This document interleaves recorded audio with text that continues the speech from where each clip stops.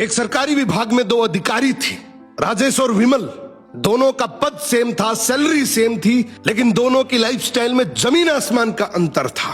राजेश अपनी ईमानदारी के लिए जाना जाता था। वो पुरानी बाइक से ऑफिस आता, सादा कपड़ा पहनता और महीने के अंत में बजट संभालना पड़ता था। इसकी सबसे बड़ी कमाई थी पीस ऑफ माइंड। इसका सर जैसे ही तकिए पर पड़ता तुरंत नींद आ जाती। दूसरी तरफ ये विमल भाई साहब, इनका जिंदगी का बस एक ही मूल मंत्र था, मौका मिले और पैसा ना खाए वो ही मूर्ख है। उसके पास आलीशान गाड़ी, पोस्ट इलाके में बंगला और हर फाइल के बदले टेबल के नीचे मोटा लिफाफा।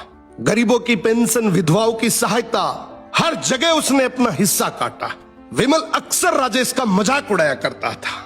राजेश तो ये ईमानदारी का चोला पहनकर जिंदगी भर साइकिल ही चलाता रहेगा, मुझे देख 5 साल में सब कुछ बना लिया।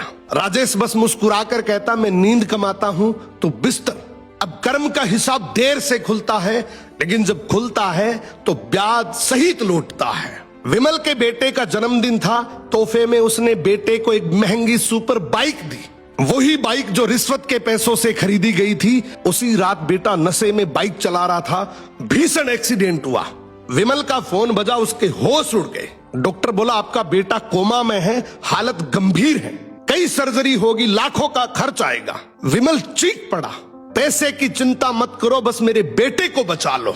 उसने बेटे के इलाज में अपनी सारी काली कमाई लगा दी, महंगी दवाइयां, विदेशी डॉक्टर। लेकिन जिस बेटे के लिए उसने पाप की कमाई जमा की थी वो बच नहीं सका। जो पैसा दूसरों के आंसुओं से आया था, आज उसके अपने आंसू भी नहीं पहुंच सका। बेटे की मौत के बाद घर उजड़ गया, पत्नी डिप्रेशन में चली गई। विमल को दिल का दौरा पड़ा, बंगला फूटा, मकान बन गया। पैसा अब दवाई और वकीलों की फीस में जा रहा था। और एक दिन अचानक राजेश से मुलाकात हुई। विमल रोते हुए बोला, राजेश तू बिल्कुल सही था, मैंने जहर इकट्ठा किया था और उसी जहर ने मेरा घर जला दिया।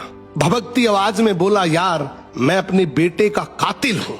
जिंदगी में याद रखना, हराम की कमाई हराम के रास्ते से ही जाती है। ये रील टैग करो उस दोस्त को जो सरकारी कर्मचारी है। अगर वो ईमानदार है तो इस रील को देखने के बाद वो बहुत खुश होगा।